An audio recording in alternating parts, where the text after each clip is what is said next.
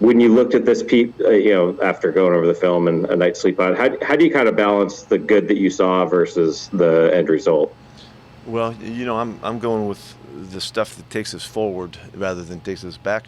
I thought we played a fantastic night of football with all of the challenges that come along with that. We didn't make all the plays, we didn't make all the right calls, this and that's, but it was a great football game, and it was a great night to win. It was just a great night for us to be on the road and take it. It was just like the Detroit game to me, as we referenced that one during this week. It was the same setting, for us, and it was that opportunity. We scored last play of the game, and we needed to do that again on this night to get it. It goes back to the last couple of games. We make a kick and win on the last play of the game, and we miss a kick to win on the last play of the game. That's how tight it is and how competitive it is. And last night was an amazing event, and it was hard and challenging and tough, and it ain't getting easier. So we see all that. So there's a lot going on here. Bob? Yeah, Pete, on the officiating, are there any of those calls that really stand out to you as something that, you really wish hadn't happened, or was it just kind of, it sounds like your take is a little bit that it was sort of the general way that the game went for both teams was kind of your issue, or? Yeah, there's 20 penalties called in the game, and what I'm not going to do is I'm not going to go bellyache about the calls and the penalties. I'm not doing that. It's just that was the night, and we had to compete with the factors as it was, and they did too. And it's unfortunate that there was such a big factor in the game. It just didn't. I don't think it needed to be, but it just was. And so that's the way this game went. And there was plays that were taken away and plays that were given, and because of the calls, and that's just what happens sometimes. It was just way too much involvement. I just wish it wasn't like that, because I like to just see the players, play it out and figure it out and finish the game and see what happens. Tim? Pete, I know the penalties kind of tie in with this, but how did you feel about the way your pass defense was last night against them? Well, we got beat on some stuff, but the big plays, the big pass interferences were the big plays, really. The first touchdown pass was a great throw and catch that we should have stopped, but it was I don't know. You guys know what the yardage was on some of the interferences. One was a 40-yarder or something. There's another huge one. Those are field-changing, situation-changing plays, and it's like they caught the deep ball on you and they beat you deep, and so. That's part of the pass defense, unfortunately. I think if we clean the game up and we don't have those calls, then it's a different night. And but they're really good. And CeeDee Lamb was a fantastic football player. It's really the first time I really saw the dynamics that he brings to the game. Clearly, he's a huge factor in the game. And Dak's hooking up with him, and they went to him a ton, and they were able to keep getting the ball to him, and he kept coming through. I thought he was the difference in the game. Curtis? Yeah, Pete, that was, among the best your offense has looked all season long. What do you think kind of sparked them last night to have the success that they did until the final 3 drives there? Yeah, the week's preparation coming off of the mess the week before, where we couldn't practice and with Gino and all that stuff, everybody was really focused in on it. We were right. I thought that Shane was clear about what he was trying to do to attack these guys, and the players understood it, and we knew we needed to run the ball like we did to set up the stuff that we needed to throw, and it fit, and guys came through, made their plays, a tremendous execution in the throwing and catching, and I thought Gino was on the mark with some great plays on the night. Just missed Disley one time, just didn't quite hook up with Tyler one time. The timing was almost exquisite. It was all but, and so there was some great stuff. And then at the end of the game, when we needed to get our finish, we needed to deal with the protection better, and we got rushed and we didn't handle it. I can be more specific than I was on the radio this morning. I needed to look at it again to make sure I'm clear if you had any questions about it. But we just weren't quite sharp enough to pull it off, and they had something to do with that. They're really good, and we made it a top 5 or top 3 defense in the NFL struggle. We were moving the football on a really good team. So it's a good recognition for us, and now we need to get it together and get it cranked up for another one. Jen? Bob, you okay? Seriously? Jeez. Heavy breathing.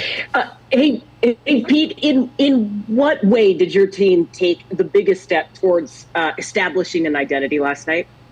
Well, I think we went into a very difficult situation again. We saw coming, and we were going to have to execute and to hang with them. They were on a roll. I mean, they won a ton of games in a row, and they've been as high flying and as efficient. I don't think Dak had been sacked in 3 weeks, and we were up against it, and we were totally equal to the task of it.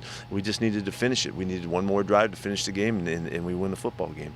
So I think everybody realizes that, and we it's the contrast from last week that is startling. That we played such a poor game the week before in the Thursday prep, and I told you why that happened. We didn't prepare well with our guys, and we weren't ready as we were on this one. We were ready to go and cranked. We had a great week's preparation. We practiced the right way. We worked the right way.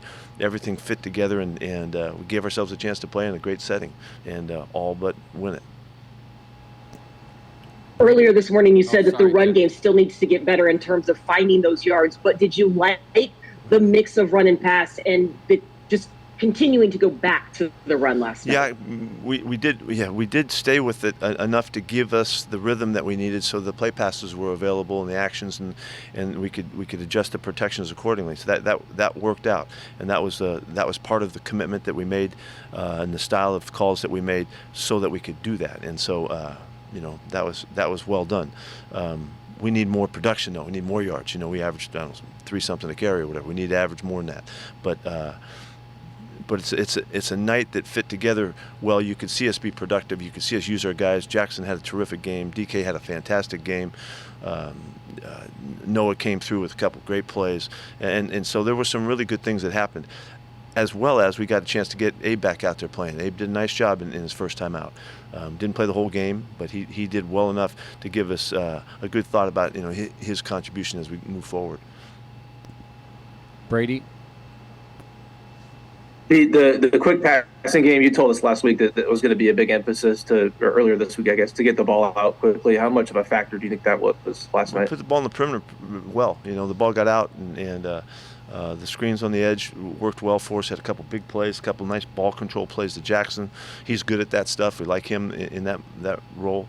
But I thought we moved the ball all over the place and gave us a chance to keep them guessing a little bit and stay productive. Really, we just needed one more sequence, and we were going to put together a fantastic night.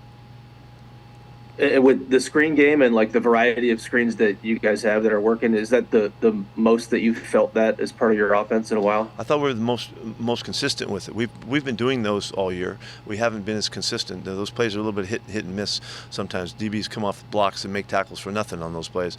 But when you hit it just right and your timing's good, then you can pop the football out there and stretch the defense and make them have to defend everything. And I thought we did that the best in a connected fashion last night. John?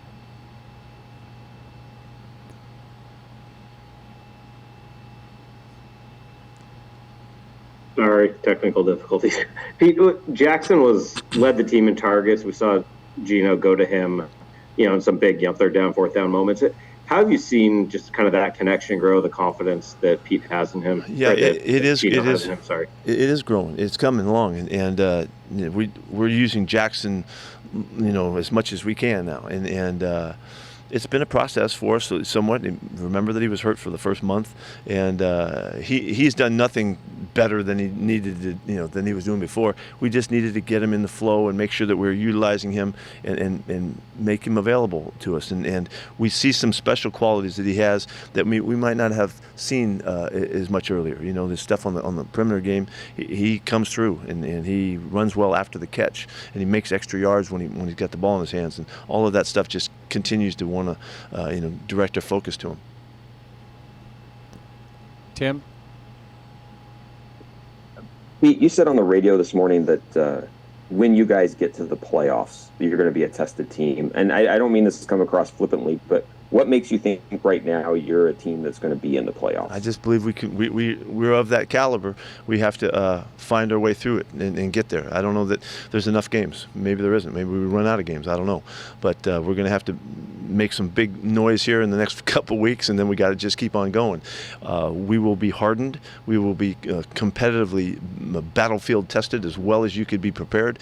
And I think all of that will add to it if we keep growing with it. If we keep taking the proper steps forward. That's the way I'm seeing it. And it's only one shot at a time, but a month from now, we will have been through everything that you could go through and get in preparation for a playoff opportunity. Now, whether we had enough wins, I don't know. We'll see what happens. We'll see how it goes. Curtis? Yeah, you mentioned Abe. How did he make it through the game physically? Did he handle the workload and everything? Yeah, he was good. I did have a chance to sit with him last night, and he felt good about it. He did not take any steps backwards. Now we'll see how he is this morning. That was in the middle of the night, but he was pleased with the night, and he he knew he could do some things better and this and that. But he was, I think he was relieved that he got back out there and played and made it through it. And one last one on the penalties. Tariq's had quite a few of them here lately. The PIs last night. What do you kind of see in his play on some of those calls with the moments where he's getting flagged? Is there anything stands out to you about the way he's playing things? Yeah, he's close enough to be interfering with him, so he's playing good coverage. He's just got to not be handsy, and that just means that little reachy, grabby things that guys can see and they can call. He did not have a big effect on guys, and he wasn't knocking guys off course much with his stuff. It was all pretty handsy type of stuff. He can clean that up. He just needs to be a little bit more in command of what he's reaching for and grabbing for. The first one was one he did not see the ball well, and so he did not know when the ball was coming in. So he just got a little grabby, and he got active on the guy. But he was in command of a lot of stuff. He may play a lot of good coverage. They went after him pretty good last night, and I thought all in all he did a pretty good job covering people. But we can't give the officials an opportunity to make calls. We just can't do it. Bob? Yeah, Pete, the last fourth down's obviously getting a lot of attention. Just what was the thought process, I guess, behind that play call, and what do you wish would have gone differently there? Well, okay, let me go through them again. There's three of them I think that you guys are talking about. One was the running play on fourth and a couple feet, and we just didn't target the defensive end well enough. He was way outside, and he came all the way down inside, and Charles needed to just adjust his angle a little bit on the block, and he didn't, and the guy penetrated and made a play. That's that one. We were trying to run for the first down. On the other one, the next one, there's a blitz that they ran at us, guys in the A gaps, and we just squeezed a little bit. When you're setting on for the tackles, sometimes they're called on to kind of, it's a drag hand to just maintain some space to help the guard. And Abe and Charles, both of them were a little bit too heavy on their drag hand, and so they felt the pressure on the outside. So we had everybody blocked on it. We just didn't execute the technique quite well enough so we can keep the edge off of the pressure on Gino. And the other one we had a great call and pressure again, and we're getting the back out, and the back would have been wide open, but he couldn't get through it. He just couldn't get through the pressure. Either the end who was free covers him, or they don't, and so that's where we're checking out. So it was a nice opportunity, but we got knocked back, and we didn't get the lane that we needed to get DJ out in the route. So they're just football stuff. This is what happened, and unfortunately they won the exchanges. They're better than we did it. So that's how that happened. Brady? I told you way too much football. Where's our guy from England here? He'd love that one. Go ahead. I'm sorry. Wanted to follow up on the delay game penalty. So it was hard to see it from the press box, and they didn't show on the TV copy what happened with the ball. The NFL, or actually it was Pete Blakeman, said that was part of the normal transitioning from the offensive football to the K-ball. But as you saw it, did they actually re-spot the ball after initially swapping out the footballs and initially spotting it? Yeah, that's what our coaches saw, that the ball got re-spotted, and so you're supposed to just jack the clock back up again when that happens. And so that's what we were that's what we were grousing about. We're trying to get him to reset the clock and make the point, and so that was part of that discussion, that goes on within seconds, and it pushed the clock late, and then I tried to get the timeout when at the very end of it, and we couldn't get the response. So it just got messed up, and they knew that they should have reset the clock. So then afterwards, it was too late. So they could have done that easily. They told you that they knew what happened. The officials knew what happened. They knew what happened there. Okay. It's gone. Thank you. Yep. Masvita, I know you joined late. Do you have any questions? Yes, I do, and hopefully it hasn't been asked. Pete, That's okay. What's your process? We'll live with it. Thanks. What's your process in moving on with penalties? Just in terms, I know there's, it happens. You send the film, you get an explanation. Then how do you move on from that? Well, last week we had one of our better games. We had on offense and defense, we had 3 penalties between them, and we thought we were going in the right direction. And we had turned the corner, and then this thing happened. It is about poise and attention to the details, and understand the situation, and then making the right decisions and the right choices, so that you stay out of the penalty range. And we just have to keep working with it and make sure that we understand what's getting called and how it's getting interpreted, so that we don't cross the line. And it was a miserable night of for both teams, in terms of penalties, and so we just got to do a better job, and that we just have to stay with it. It's like all the things in football, you just have to keep working to clean up one thing after another, and try to get it which really sharp. I thought we were on the right track, but it obviously didn't happen last night. Thanks. Brady? Do you have any more clarity on Jordan's ankle? And I know you said on the radio that Zach's knee issue just seems to be a bruise, but do you have any more clarity on Jordan? And then No, I how don't. did you guys otherwise make it? I don't. out of the We game? got in at Okay. 4:00 last night, so I don't know if I think he's coming in at 11 right about now. It's an ankle sprain.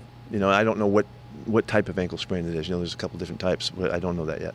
And then Zach banged his knee on the turf, and it blew up on him. So he had pretty good swelling last night, where he couldn't go. But that's not an intricate knee injury situation. We just got to get through it, and treatment will take care of that. And the extra days will help us a good deal with both those guys. Okay, thank you. Sure. Anything else? Mosh, you got one more? You a little late on the scene here. I know this one's asked, but the overall play of the offensive line, what was your take on it? Well, we pass pro'd in a survival mode. They're a great rushing team, but the only sack we had was on DJ's play, when he was going to try to throw the football, and he did his best to escape that one. So they held up, but it was still challenging. They're still a great rush team, and Parsons was a factor, as he is, and he's a great rusher. But we kept him out of there, and so there's some positives there. And Gino had a big night, and he threw the ball all over the place. Unfortunately, right down the stretch is when we needed to get our 2 wins, and we didn't get them. In the 4th down situation. It's too bad that we didn't execute better there. Thank you, everyone. See ya. Have a good weekend.